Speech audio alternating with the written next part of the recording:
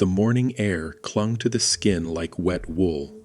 It was the 19th of February, 1942, and Darwin was drowning in its own humidity, that thick, suffocating tropical heat that makes every breath feel like drinking hot soup. The harbor waters lay glassy and still, reflecting the cloudless sky with an almost supernatural clarity. Wharves creaked under the weight of cargo. Merchant ships bobbed gently at anchor.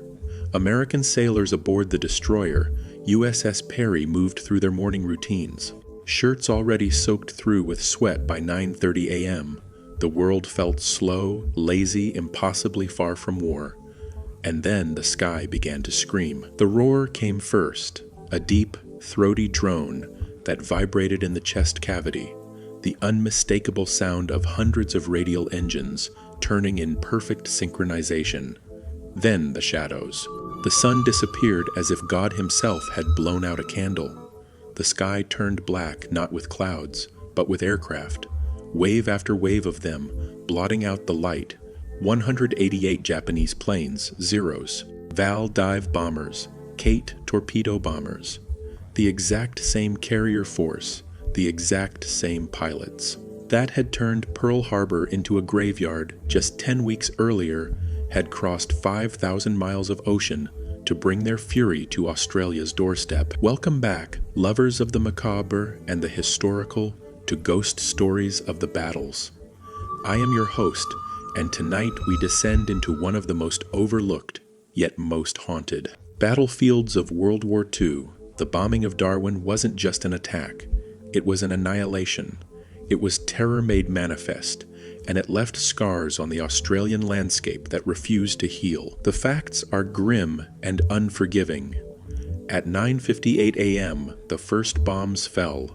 For nearly 2 hours, Darwin was subjected to a systematic, merciless bombardment. Ships exploded in the harbor, sending columns of flame hundreds of feet into the air. The wharf disintegrated. The post office, Darwin's lifeline to the rest of Australia, took a direct hit while operators desperately tapped out warnings that would never be heard. Anti-aircraft gunners fired until their barrels glowed red, until their ears bled, until they were cut down where they stood. When the smoke finally cleared, 235 souls had been torn from this world. 8 ships lay on the harbor floor. 30 aircraft were twisted wreckage. It remains to this day the largest foreign attack ever conducted on Australian soil. But numbers don't capture the terror. The true horror was psychological. Civilians who had never seen war, who had felt safe at the edge of the world, suddenly found themselves in a killing zone. Panic spread faster than fire. What followed the bombing was chaos incarnate, a mass exodus that would come to be known, with bitter gallows humor, as the Adelaide River Stakes. Thousands fled south on foot, on bicycles, in stolen vehicles, abandoning everything. They poured into the outback with no food, no water, no plan. Some never made it back, and many who did were never quite the same. But when the smoke cleared and the living fled into the desert, the dead remained behind. Our first story takes us beneath the dark, churning waters of Darwin Harbor, where American and Australian blood mingled in the tide, and where something still waits in the black depths, refusing to let go. Story 1. The Black Waters of the USS Perry. The USS Perry was a Clemson-class destroyer, old by 1942 standards, but still proud, still fighting. She'd survived the chaos of the Philippines, escorted convoys through submarine, infested waters, and limped into Darwin Harbor on the 3rd of February with battle damage and an exhausted crew. The ship needed repairs. The men needed rest. They thought they'd found both in the quiet tropical harbor at the edge of nowhere. They were wrong. When the Japanese strike force appeared overhead at 9:58 a.m., the Perry was moored near the entrance to the harbor, exposed, vulnerable, an easy target painted in battleship gray against the blue water. Her crew scrambled to their stations. Young men with southern drawls and Midwest accents shouting over the rising whine of incoming dive bombers. The ship's anti-aircraft guns roared to life, spitting tracer rounds into the sky, but there were too many. Always too many. The first bomb hit near the stern at 10:04 a.m. The explosion lifted the destroyer partially out of the water, her hull shrieking as metal tore and rivets popped like gunshots. The second bomb followed seconds later, punching through the deck and detonating in the engine room. Men were vaporized instantly. Others were trapped behind buckled hatches, screaming as superheated steam filled the compartments. The third and fourth bombs were almost merciful. They put the Perry out of her misery, tearing her in half and sending her to the bottom in less than 3 minutes. 88 American sailors died that morning. Some burned, some drowned, some were crushed in the collapsing superstructure. The harbor churned red and black with blood and fuel oil. Survivors who made it to the surface swam through a nightmare. The water itself seemed to be on fire, burning aviation fuel, spreading across the waves. Those who inhaled the smoke died choking. Those who stayed underwater too long never came up. The Perry still rests on the harbor floor, 70 feet down, her guns still aimed at the sky. But she is not resting quietly. Marcus Chen didn't believe in ghosts. He believed in depth gauges, decompression tables, and the cold physics of water pressure. A commercial diver for 23 years, he'd inspected everything from oil rigs to sunken freighters, and he'd seen things down there. Collapsed hulls, skeletal remains trapped in pockets of air. But nothing that couldn't be explained by biology and decay. The sea was brutal, impersonal, indifferent. It didn't hold grudges. The job was simple. Darwin Harbor was expanding its commercial shipping capacity, and they needed a structural survey of the seabed near the old military moorings. Marcus would go down, take measurements, photograph the sediment layers, check for any unexploded ordnance from the war, routine work. The kind of dive he could do in his sleep. He suited up on a clear March morning, the harbor calm and almost cheerful in the morning sun.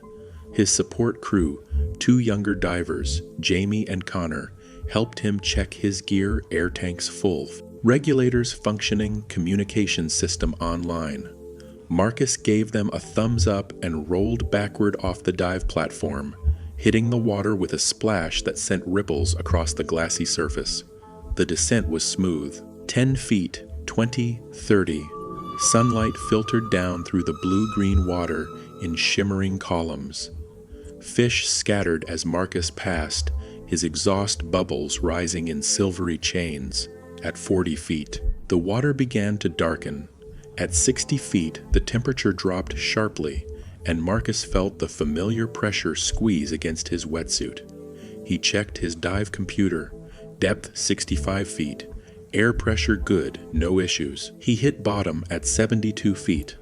The harbor floor was exactly as the survey maps had shown. Silt, scattered debris, the skeletal remains of old pilings. Marcus kicked gently, stirring up clouds of sediment that caught the beam of his dive light. Visibility was poor, maybe 15 feet in the murk, but not dangerously so. He activated his camera and began documenting the site, speaking into his helmet mic for the benefit of the surface crew. Marker 1 confirmed, Marcus said, his voice sounding hollow in the enclosed helmet. Seabed composition consistent with survey data. Moving to Marker 2. Jamie's voice crackled back through the speaker. Copy that, Marcus. How is the vis? Not great. Typical harbor silt. I am. Marcus stopped mid-sentence. His radio had just filled with static, a harsh electronic screech that made him wince. Say again, surface, you are breaking up. More static. Then silence. Marcus tapped his helmet comm unit, frowning. Radio interference wasn't unusual near old military sites.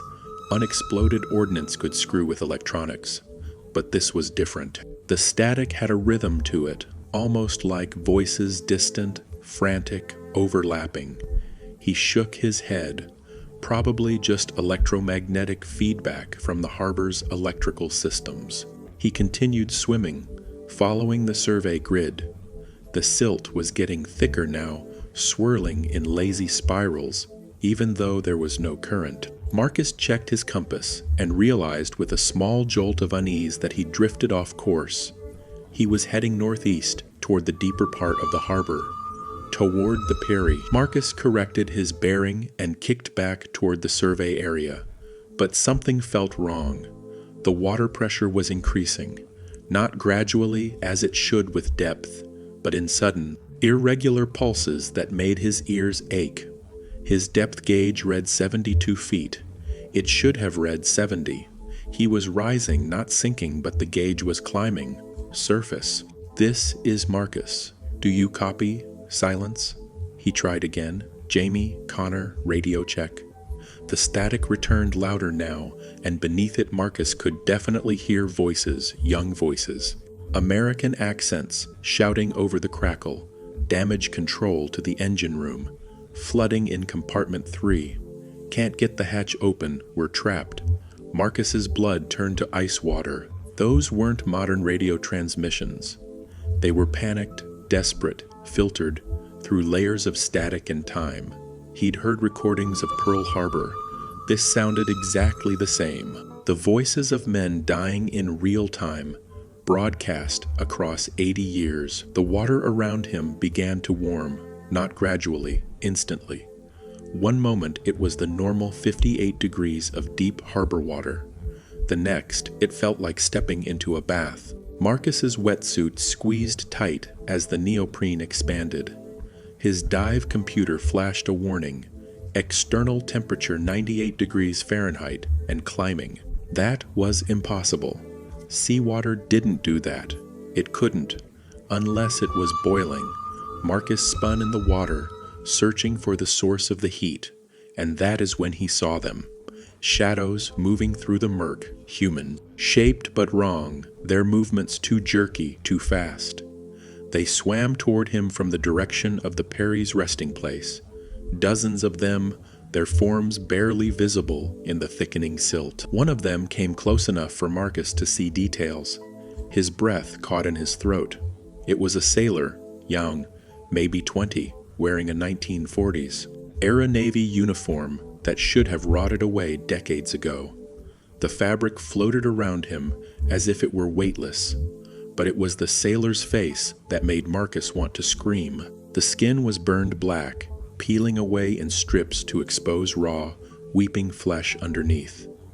The eyes were gone, replaced by empty sockets that somehow still seemed to see. The mouth opened, and Marcus heard the voice, not through his radio, but directly in his mind. Help us. We're still down here. We can't get out. More shadows surrounded Marcus. Burned hands reached for him, grasping at his suit, his air hose, his mask.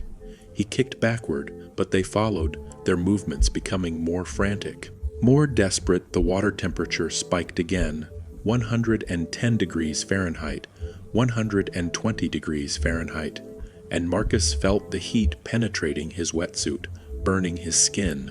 The smell hit him next. Aviation fuel, thick and oily, coating the inside of his throat even though that was impossible with a sealed helmet. We're burning, the voices wailed. The water's on fire. Help us, please. Marcus's survival instincts finally kicked in. He stopped trying to swim horizontally and instead angled sharply upward, finning with everything he had. The spectral sailors followed, clawing at his legs, pulling him back down. Through the murk, Marcus could now see the Perry herself, or what was left of her. The destroyer's broken hull loomed out of the darkness like a beached whale, her steel skin ruptured and twisted, her guns still angled skyward in eternal defiance. And swarming around the wreck were hundreds of shadows, all of them burned, all of them drowning, all of them reaching up toward the surface they would never reach. A hand closed around Marcus's ankle. He kicked it away and felt his fin connect with something solid, something cold. The grip tightened, and Marcus looked down to see a sailor with no face, just charred meat and exposed bone, pulling itself hand over hand up his leg. Marcus screamed into his regulator and tore at the thing's fingers, but they were like iron, unyielding. "Stay with us," the faceless sailor said, its voice bubbling up through the water. "Stay in the black water. Stay where it is burning. Stay where we are." Marcus did the only thing he could think of. He reached down and unclipped his weight belt. The sudden loss of negative buoyancy shot him upward like a rocket, the spectral hand tearing free from his ankle. He rocketed through the water, ignoring decompression protocols, ignoring everything except the need to get away from the screaming darkness below. His depth gauge spun backward, 60 feet, 50-40. The water cooled as he rose. The shadows fell away, dissolving back into the murk. Marcus broke the surface with a gasp, tearing his regulator out and gulping air. Jamie and Connor were already reaching for him, hauling him onto the dive platform. He was shaking so hard he couldn't stand. "Jesus, Marcus, what happened? Your comms cut out completely." Jamie stopped, staring at Marcus's wetsuit. "Why is your suit smoking?" Marcus looked down. Steam was rising from the neoprene in thin wisps. Blisters were forming on his exposed skin. Second-degree burns as if he'd been scalded with boiling water. Connor grabbed the first aid kit, his face pale. I don't understand," Marcus stammered. The water was cold. It should have been cold, but it was burning. And he stopped. Unable to finish the sentence, they'd think he was suffering from nitrogen narcosis. But Marcus knew the truth. He'd breathed Tremix, a nitrogen-free blend. There was no narcosis. What he'd seen, what he'd felt, what had touched him down there, that was real. The hospital treated Marcus for thermal burns of unknown origin. The doctors couldn't explain how he'd sustained boiling, water injuries in 58-degree seawater. They couldn't explain the phantom smell of aviation fuel that clung to his skin for weeks afterward, a smell that wouldn't wash off no matter how many showers he took. And they definitely couldn't explain why Marcus's helmet camera, which had been recording the entire dive, showed nothing but static from the moment he approached the Perry's grave. Marcus never dove Darwin Harbor again. He couldn't, because on the day he was discharged from the hospital, he stood on the harbor wall and looked out over the water. And in the distance, near the coordinates of the Perry's wreck, he saw them, shapes moving just beneath the surface. Dozens of them swimming in circles, trapped in their moment of death, forever burning in black water that should have been their salvation. The 88 sailors of the USS Perry are still on duty. They're still trying to save their ship, and they're still looking for someone to help them escape the fire that will never stop burning. While the sailors of the Perry met their end in the boiling sea, the civilians on land faced a different kind of nightmare. As bombs rained down on Darwin, turning the city into an inferno, survival meant only one thing: run south. Run into the bush.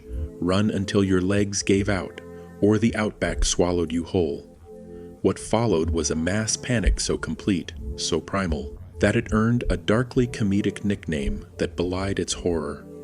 They called it the Adelaide River Stakes, as if fleeing for your life was a race, as if terror could be laughed away. But for those thousands who poured onto the Stuart Highway in a blind stampede, there was nothing funny about it. And for some, the race never ended. Story 2, The Phantom Convoy of the Adelaide River Stakes. The 19th of February, 1942, 11:47 a.m. The bombing had stopped, but Darwin was still burning.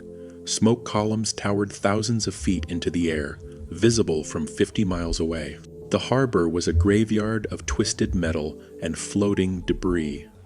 The wharf had collapsed, the post office was rubble, and in the streets, among the shattered buildings and the scattered corpses, something had broken in the survivors, something fundamental that separated civilization from animal panic. They ran, not in an organized evacuation, not in columns or with supplies or with any semblance of order. They simply ran. Civilians, soldiers, shopkeepers, mothers with children, workers from the docks. All of them flooding toward the single road that led south, the Stuart Highway. Some had vehicles. Most didn't. They ran on foot, on bicycles, pushing wheelbarrows full of hastily grabbed possessions. They commandeered trucks, overloading them until the axles groaned. Military personnel deserted their posts and joined the exodus, throwing away their rifles, their helmets, their uniforms. Anything to blend in, anything to survive. The Stuart Highway stretched south through hundreds of miles of scorching outback. No towns, no services, just red dirt and scrub brush, and heat that could kill a person in hours. But to the fleeing thousands, it was salvation. Get away from Darwin, get away from the harbor, get away from the sky. They called it the Adelaide River Stakes, mocking the panic with dark humor afterward. But the people who lived through it never laughed. They remembered the dust clouds that choked the fleeing crowds. They remembered people collapsing from heat exhaustion, left where they fell because no one could stop. They remembered fights over water, over space in vehicles, over nothing at all. Just terror finding an outlet in violence. And they remembered the ones who didn't make it, the bodies found weeks later, scattered along the highway. The children who wandered into the bush and were never seen again. The ghosts of panic, forever running. The highway remembers. And sometimes, on certain nights, it replays the terror like a broken film reel, looping endlessly through time. Ray Kowalski had been driving long haul for 34 years. Darwin to Adelaide, Adelaide to Darwin, an endless cycle of asphalt and white lines and coffee that tasted like diesel. He knew the Stuart Highway better than he knew his own face. Every curve, every pothole, every lonely stretch where the bush pressed in close, and the road seemed to go on forever into nothing. It was late March when Ray pulled out of Darwin just after midnight, his trailer loaded with mining equipment bound for Alice Springs. He preferred night driving in the top end, cooler temperatures. No tourists clogging up the road, just him and the truck and the empty highway. His CB radio crackled with the occasional transmission from other long haulers, but mostly it was silent, peaceful, the way Ray liked it. He was about 90 minutes south of Darwin, somewhere near the Adelaide River crossing, when the fog rolled in. That was the first strange thing. It was March, the wet season in the top end, sure, but fog, dense white fog that appeared out of nowhere and swallowed the highway in seconds. Ray had never seen anything like it. One moment he was cruising through clear night air under a canopy of stars. The next, his high beams were reflecting back at him from a wall of white, so thick he could barely see 20 feet ahead.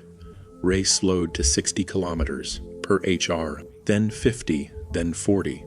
The fog pressed against the windshield like something alive, swirling in patterns that didn't match the truck's movement.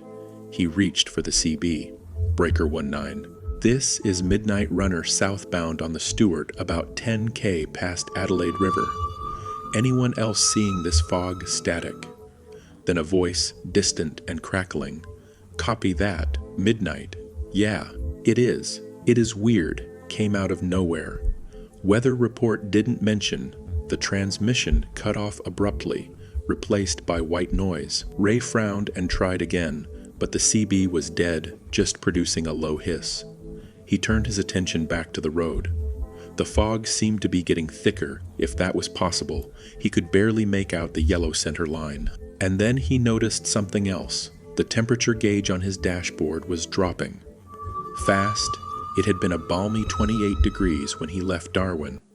Now it read 18, 15, 12 in the Northern Territory in March. Ray's breath fogged in the cab.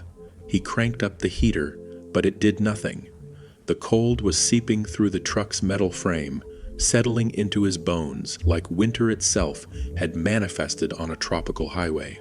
And then he saw the lights. They appeared in his rearview mirror, dozens of them, maybe more, coming up fast behind him through the fog. Headlights, bright and yellow like old-fashioned sealed beam bulbs. Not the modern white LEDs that every vehicle used now. Ray's first thought was that he'd stumbled into some kind of vintage car rally, but that made no sense. Not out here, not at 2 in the morning. The lights closed in. Ray could hear engines now. Not the smooth hum of modern vehicles, but rough, rattling sounds like old trucks with worn out mufflers. He eased to the side of the road to let them pass, but they didn't pass. They surrounded him. Ray's stomach dropped. Utility trucks flanked him on both sides. Ancient things with rounded fenders and running boards, their paint faded and rust pitted.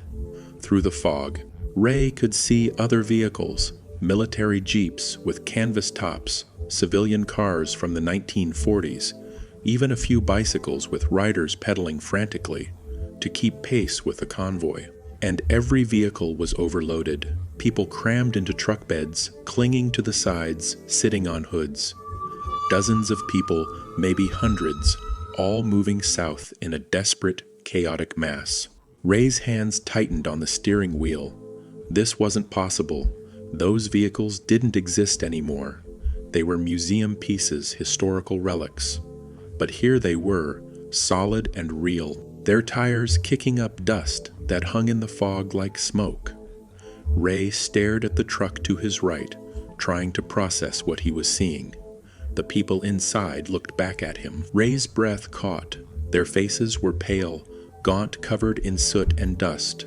Their eyes were wide, not with curiosity, but with raw animal terror. A woman in the truck bed clutched a bundle to her chest, and Ray realized with horror that it was a baby wrapped in dirty blankets. The woman's mouth moved, forming words Ray couldn't hear over the engine noise, but he could read her lips. "Help us. Please help us." Ray jerked his eyes back to the road. His truck was drifting toward the center line. He corrected, heart hammering, and when he looked again, the phantom convoy was still there, still keeping pace with him. More vehicles had appeared. A bus with shattered windows. An ambulance with Red Cross markings barely visible under layers of grime. A flatbed truck loaded with furniture and boxes, and terrified people clinging to the cargo. And then the passenger door of Ray's truck opened. Ray screamed and jerked the wheel, but the truck didn't respond. It was as if something else had taken control. He slammed on the brakes, but the pedal went to the floor with no resistance. The truck kept moving, locked into the convoy's speed, and now there was someone sitting in the passenger seat. A woman, young, maybe 25, wearing a floral dress that had once been pretty but was now torn and filthy. Her hair hung in matted tangles. Her arms clutched a bundle, the same bundle Ray had seen in the truck beside him. The baby, she turned to look at Ray, and her eyes were empty holes, dark and infinite. "Are they still behind us?" she whispered, her voice dry and cracked like dead leaves. "Are the planes still coming?" Ray couldn't speak. His throat had closed up. The woman reached out with one hand. Her skin was gray, desiccated, like something that had been left in the sun too long, and touched his arm. The cold burned. "We have to keep running," she said, her voice rising in pitch, becoming hysterical. "We have to get away. They're still coming. I can hear them. Can't you hear them?" And Ray could. Beneath the rattle of the phantom engines, beneath the whistle of wind through broken windows, he heard it, the drone of aircraft engines. Distant at first, then growing louder. The same sound Marcus Chen had heard in the black waters of the harbor, the sound of 188 Japanese planes descending from the sky. The woman's face contorted in terror. "They're here. They're here." She looked down at the bundle in her arms, and Ray saw with sick horror that it was empty, just rags wadded up and held like a child that had never existed or had been lost long ago. "I couldn't save her," the woman sobbed. "The heat, the sun." She stopped crying, and I thought she was sleeping, but she wasn't sleeping. She was. The woman looked up at Ray, her hollow eyes pleading. "Are they still behind us? Tell me they're not behind us." Ray forced himself to look in the rearview mirror. The sky behind the convoy was dark, not with night, but with aircraft, shadows moving through the fog, their shapes unmistakable: Val dive bombers, Kate torpedo planes, Zero fighters, all of them flying low, their engines growing louder, the whine of their dive becoming a scream. The woman dissolved, not gradually. She simply came apart, her form breaking into white ash that swirled through the cab and out the open door. The bundle fell to the seat, empty and forgotten. Ray grabbed for the steering wheel and felt control return all at once. He yanked the truck to the right, off the highway, and onto the shoulder, and slammed on the brakes. The truck skidded to a stop in a cloud of red dust. Ray sat there, hands shaking, breath coming in ragged gasps. The fog was lifting, dissipating as quickly as it had appeared. The temperature gauge climbed back to normal, and the phantom convoy, the trucks, the jeeps, the buses, the terrified faces faded into nothing, leaving only empty highway stretching south into the darkness. But Ray could still hear them, faint echoing across the outback, engines rattling, people crying, and above it all, the relentless drone of planes that would never stop coming. Ray quit long haul trucking the next week. He told his boss he was retiring, didn't give a reason, didn't explain the haunted look in his eyes, or why he flinched every time he heard an engine. But before he turned in his keys, he did one thing. He drove back to that stretch of highway near Adelaide River in broad daylight. He found what he was looking for in the dirt about 10 meters off the shoulder. It was half buried, weathered by decades of sun and rain, but still recognizable, a rusted bicycle frame, the kind from the 1940s. Its wheels long gone, and beside it, barely visible in the scrub, was a small shoe. A child's shoe, faded and cracked. Ray left them there. Some things, he decided, should stay buried, but he knew the truth. The Adelaide River stakes never really ended. The race just keeps running, lap after lap through time, with runners who don't know they're already dead. The road out of Darwin was paved with fear, but for those trapped at the epicenter of the bombing, there was nowhere to run. While thousands fled into the outback, others remained at their posts, desperately trying to warn the rest of Australia about the onslaught descending from the sky. At the Darwin Post Office and Telegraph Exchange, civilian workers stayed at their stations as the bombs fell closer and closer, tapping out emergency messages in Morse code, trying to raise anyone who would listen. They died at their posts, and in death their warning never stopped.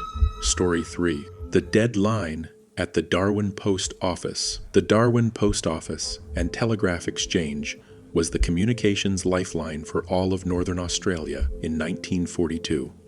Every telegram, every official message, every urgent communication between Darwin and the rest of the country passed through that building and through the hands of a small team of civilian telegraph operators.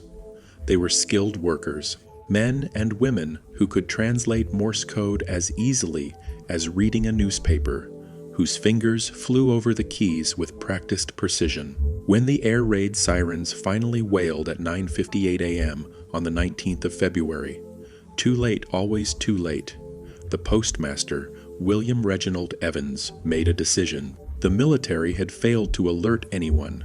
The warning systems had been slow.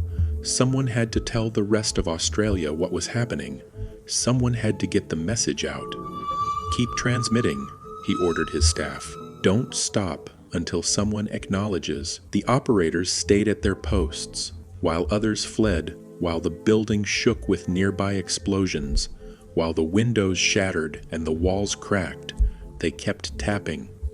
Their message was simple, desperate, repeated over and over, SOS Darwin. Under heavy air attack, many aircraft, God help us. At 10:22 a.m., a 500-pound bomb struck the post office directly. The building collapsed. Everyone inside, the postmaster, 4 telegraph operators, and 2 male clerks, died instantly, crushed beneath tons of brick and timber. The telegraph line went dead, but the message never stopped sending. The site of the old Darwin post office is now occupied by a modern office complex, steel, glass, and air conditioning, built in the late 1980s with no acknowledgement of what came before. The developers tore down the ruins, cleared the debris, and poured new foundations over the graves of the telegraph operators. Progress, they called it, moving forward, but some things refused to be buried. Derek Nguyen worked as a night security guard for the building management company. It was easy work, mostly boring.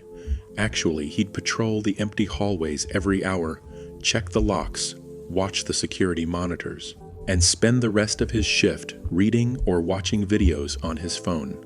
In 3 years on the job, the most exciting thing that had happened was a false alarm triggered by a motion sensor that had gone wonky. Until the night of the 19th of February, Derek started his shift at 10 p.m. like always, signing in at the security desk in the lobby and grabbing his radio and flashlight. The building was quiet, 5 stories of offices, all empty, all dark except for the emergency exit lights.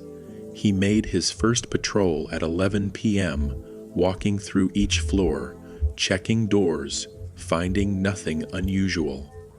It was on his midnight patrol that he first heard the sound tap, tap, tap, tap, tap, tap, tap. Derek stopped in the 3rd floor hallway, head cocked. It was coming from somewhere ahead of him, echoing off the walls. A rhythmic tapping like someone knocking on a desk or typing on a keyboard. But that made no sense. The offices were all locked, and Derek was alone in the building. He'd checked the logs, no one else had signed in. "Building security," Derek called out, his voice loud in the empty corridor. "Is someone here?" The tapping stopped. Silence rushed in to fill the void. Derek waited, listening, but heard nothing. Probably just the building settling, he told himself. Old construction, metal expanding and contracting. Nothing to worry about. He continued his patrol and finished without incident. But when he returned to the security desk and checked the monitors, something made his skin crawl. The timestamp on the 3rd floor camera feed read 10:22 p.m., not 12:15 a.m. As it should have, the screen flickered, and for just a moment, Derek saw something in the grainy black and white image, a figure moving in the hallway where he'd just been. Then the timestamp corrected itself, and the hallway was empty. Equipment malfunction. Had to be. At 1 a.m., Derek made his second patrol. The tapping had started again, but this time it was louder, more insistent, and it was coming from the 2nd floor. Tap, tap, tap, tap, tap, tap, tap, tap, tap. Derek knew Morse code. He'd learned it as a kid, fascinated by old spy movies, and as he listened to the tapping echo through the empty building, his blood went cold. Because it wasn't random, it was a pattern, a message SOS. Derek walked faster, his flashlight beam sweeping across empty cubicles and dark conference rooms. The tapping was coming from the east wing, near the corner office that overlooked the harbor. He tried his radio. Base. "This is Derek. I am hearing sounds. On the 2nd floor. Can you confirm I am alone in the building?" Static crackled. Then a voice, distant and distorted. "Copy, alone, no other. Sign." Ins. More static. The radio went dead. Derek reached the corner office. The door was closed, but light spilled from underneath. Not the white LED light of modern fluorescence, but a sickly yellow, orange glow, flickering like candle flame. That was impossible. The building had sensors that automatically shut off all lights after business hours. The tapping was coming from inside the office. Frantic now, urgent, the rhythm faster and more desperate. Derek's hand hovered over the door handle. Every instinct screamed at him to turn around, to go back to the security desk, to call his supervisor and let someone else deal with this. But he was the security guard. This was his job. He opened the door. The office was gone, not destroyed, just gone. Where there should have been modern furniture and computer equipment, Derek saw old wooden desks and telegraph machines, their brass keys clicking up and down in mechanical rhythm. The walls were different, older, covered in peeling wallpaper with water stains spreading across the plaster. The windows showed not the modern Darwin skyline, but an older city, hazier, smaller, and sitting at the desks were people, 4 of them, 3 men and 1 woman, hunched over their telegraph machines, fingers flying across the keys in desperate speed. They wore 1940s clothing. The men in shirt sleeves and suspenders, the woman in a modest floral dress with her hair pinned back. Their faces were pale, streaked with dust and sweat. None of them looked up at Derek. They just kept typing, kept sending their message out into the void. Derek stood frozen in the doorway. He could hear the messages now, translated in his mind as the keys clacked sauce Darwin. Under heavy air attack, many aircraft. Sky is black, bombs falling. Requesting immediate assistance. God help us. Over and over, the same message, desperate pleading. The telegraph machines clattered with inhuman speed, the keys becoming a blur, and now Derek could hear something else, a sound building in the distance, growing louder, the drone of aircraft engines, the shriek of falling bombs. One of the operators, a young man, maybe 25, finally looked up. His eyes found Derek, and they were hollow with terror. His mouth moved, forming words. Tell them, please tell them we need help. The whine of a falling bomb grew deafening. Derek clapped his hands over his ears and squeezed his eyes shut. The whistling became a scream, and then stopped. Derek opened his eyes. The office was back to normal. Modern furniture, dark computer screens, no telegraph machines, no operators. Just an empty room lit by the orange glow of streetlights filtering through the windows. But the tapping continued. Derek backed out of the room, his heart hammering. He ran down the hallway, down the stairs, back to the security desk.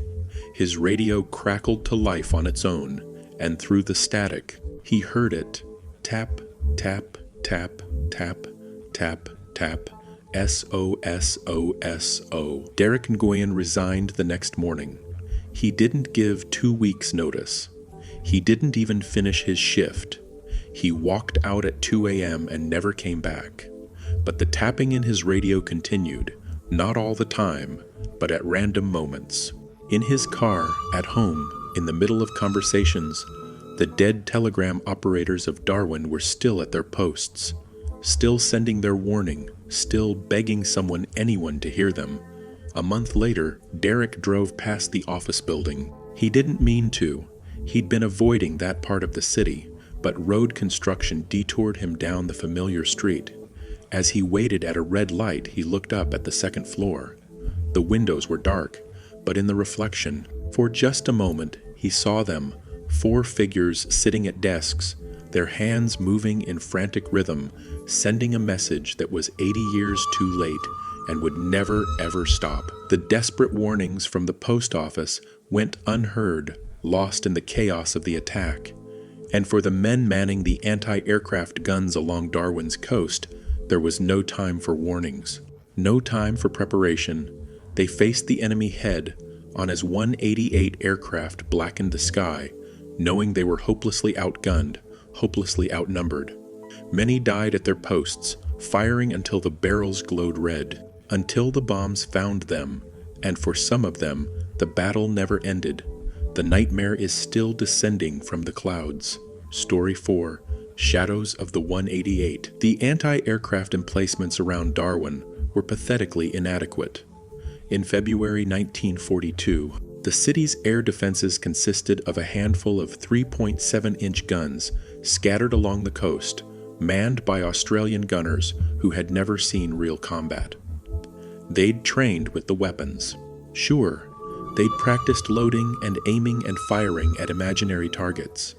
But nothing could have prepared them for the reality of 1988 Japanese aircraft materializing out of a clear morning sky. The psychological impact was immediate and overwhelming. These young Australian soldiers looked up and saw a sight that defied comprehension, the entire sky turning black with aircraft. Their formation so perfect they looked like something from a military parade, rather than an attack. Zeros flying cover above, Val dive bombers in the middle, Kate torpedo planes swooping low over the harbor. The sound alone was enough to shatter morale. Hundreds of radial engines roaring in perfect synchronization, a mechanical thunder that vibrated in the chest and made the ground shake. The gunners fired anyway. They had no choice.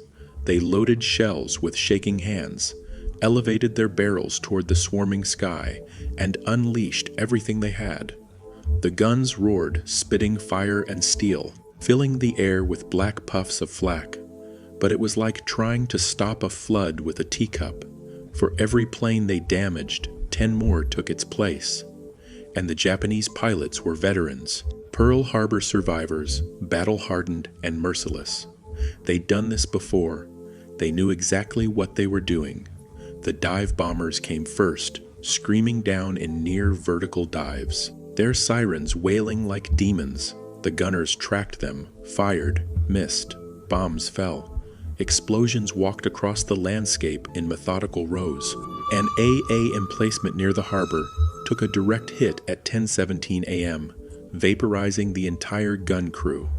Another position was strafed by Zeros, their 7.7 millimeters machine guns ripping through sandbags and flesh like tissue paper. Private Thomas Harrington was 19 years old and stationed at Emplacement 7, a concrete bunker overlooking the harbor from a low cliff. He joined the army to see the world, to be part of something bigger than his family's sheep farm in New South Wales. Instead, he found himself in hell, loading shells into a gun that was never designed to face what was descending from above. Thomas fired until his ears bled. He fired until the barrel glowed cherry. Red and the heat made the air shimmer. He fired until a Val dive bomber locked onto his position, rolled inverted, and dropped its payload with surgical precision. The bomb hit 10 meters from the bunker. The explosion threw Thomas against the concrete wall and turned his world into ringing silence and red darkness. When the bombing stopped and rescue teams reached Emplacement 7, they found Thomas still alive. Barely severe concussion, burst eardrums, internal bleeding. He died in the hospital 3 days later, delirious and calling for more ammunition. The bunker was abandoned after the war, left to decay. The gun was removed for scrap, but the concrete structure remained, a scarred, overgrown monument to futility and terror. And Thomas Harrington never left. Megan Foster was an urban explorer with a YouTube channel dedicated to finding abandoned historical sites. She documented everything from ghost towns in the outback to forgotten military installations from World War II.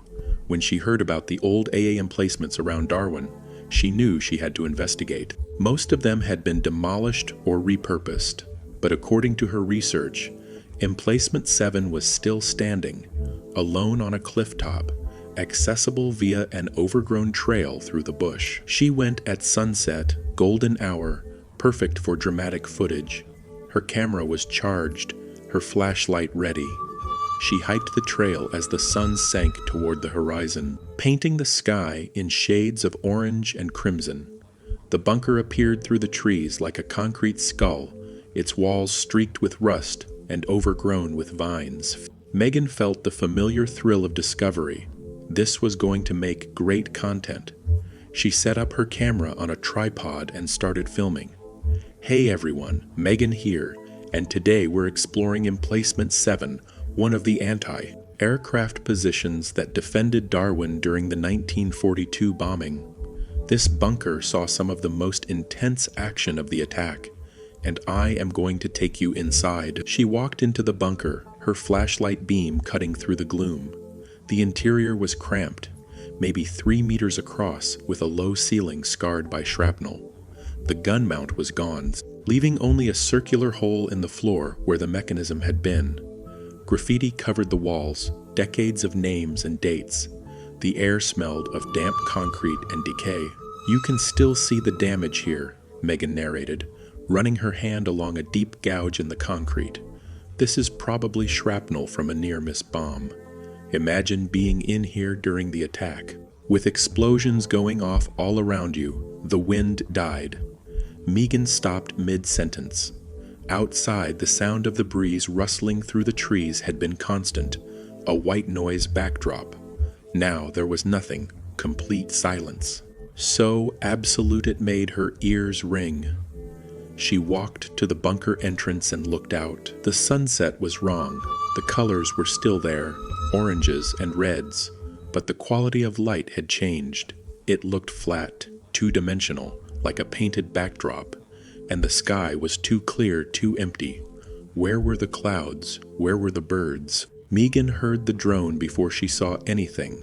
Low, pitched, rhythmic, unmistakable, the sound of radial engines, multiple engines, dozens of them. Megan's rational mind tried to supply explanations: vintage aircraft show, military reenactment, audio equipment malfunction. But her gut knew better. She looked up. The sky was darkening, not with night, but with aircraft. They appeared in perfect formation, materializing out of nothing, zeros, vals, kates. Megan recognized them from historical photos, their distinctive silhouettes unmistakable even in the fading light. Her breath caught in her throat. This wasn't possible. Those planes didn't fly anymore. They were museum pieces, relics, destroyed in the war or rotting in junkyards. But here they were, and they were descending. Megan stumbled backward into the bunker, her camera forgotten. The drone of the engines grew louder, shaking the concrete walls. She pressed herself against the wall, heart hammering.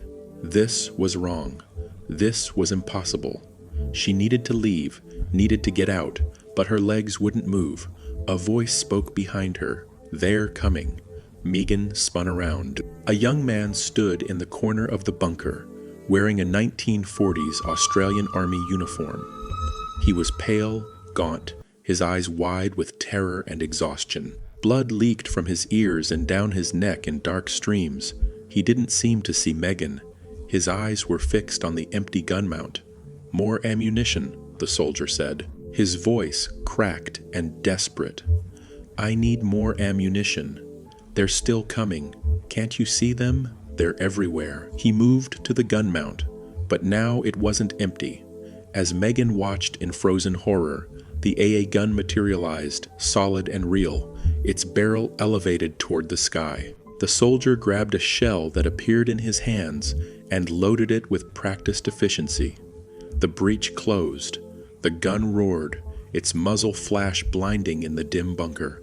Megan clapped her hands over her ears, but it did nothing. The sound was beyond sound. It was pressure, force, a physical assault that rattled her bones. The soldier reloaded, fired again. His movements were mechanical, repetitive, as if he'd done this 10,000 times and would do it 10,000 more. "Can't stop them," he sobbed, tears mixing with blood on his cheeks. "Too many, always too many. The sky's black with them. We need more guns, more men. We can't." The whine of a dive bomber cut through everything else. Megan looked up through the bunker's opening and saw it, a Val, its wings catching the last light of sunset, rolling into its dive. The siren screamed, that high-pitched wail that Japanese dive bombers used to maximize psychological terror.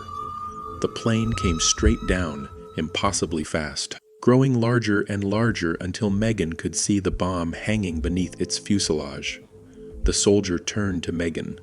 His eyes focused on her for the first time, and they were filled with a terrible, infinite despair. "Run," he whispered. "It is going to hit." The explosion threw Megan backward. She hit the concrete floor hard, the air driven from her lungs. The world became noise and fire and pressure. The bunker shook, dust and fragments raining down. Megan curled into a ball, hands over her head, waiting for the collapse that would bury her alive. It never came. Megan opened her eyes. The bunker was intact. The gun was gone. The soldier was gone. Outside, the wind had returned, rustling through the trees. The sky was its normal color, deep purple now. The sunset faded to dusk. Birds called in the distance, but Megan could still hear them.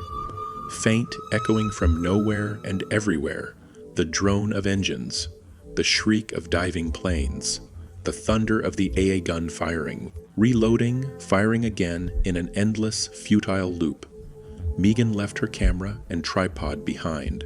She ran down the trail in the gathering dark, branches whipping at her face, roots catching at her feet. She didn't look back. When she reached her car, she sat in the driver's seat, shaking, trying to process what she'd experienced. She never posted the footage. She never went back for her equipment. But sometimes, late at night, she wakes up to the sound of aircraft engines and the scream of falling bombs. And in those moments, she knows that Private Thomas Harrington is still at his post, still loading shells, still firing at an enemy that will never stop coming. For some soldiers, the 19th of February, 1942, never ended. The attack loops eternally, replaying in the twilight hours when the veil between past and present grows thin. And if you find yourself near Emplacement 7 at sunset, if you hear the wind die and the drone of engines rising in the distance, run, because the 188 are coming, and they always find their target. Conclusion. The bombing of Darwin was Australia's Pearl Harbor, a violent awakening to the reality that war had come to the homeland, that nowhere was safe, that the enemy could reach across thousands of miles of ocean and bring death to the most remote corners of the continent. 235 people died that day, but the true casualty count is impossible to measure. How many died later from injuries? How many perished in the panicked exodus into the outback? How many never recovered from the psychological trauma, spending the rest of their lives jumping at sudden noises, scanning the skies for aircraft that would never come? The physical scars have healed, Darwin rebuilt. The harbor was cleared. New buildings rose over the ruins. Life continued, but the paranormal scars remain, etched into the landscape like acid burns that refuse to fade. The sailors of the USS Peary still swim through black water that burns like fire. The Phantom convoy still races down the Stuart Highway, fleeing an attack that never stops. The telegraph operators still tap out their desperate warnings to a world that can't hear them. And Private Thomas Harrington still fires his gun at shadows in the sky, trapped in a moment of pure terror that has become his eternity. There is a chilling symmetry to Darwin's haunting. The same flames that consumed Pearl Harbor crossed the Pacific to scorch the Australian outback. The same pilots who rained death on Hawaii brought their expertise to Darwin's shores. The terror was identical, the sudden shock, the overwhelming force, the helplessness of watching destruction rain from above. And just as Pearl Harbor left permanent psychic scars on the American consciousness, Darwin's bombing left Australia with ghosts that refused to rest. What makes a place haunted? Is it the violence? The sudden death? The unfinished business of souls torn from life before they were ready? Or is it something deeper? A wound in reality itself, a moment of such concentrated trauma that it bleeds through time, replaying endlessly for anyone sensitive enough to witness it. Darwin is all of these things. It is a battlefield that refuses to become history. The dead have not moved on because they can't.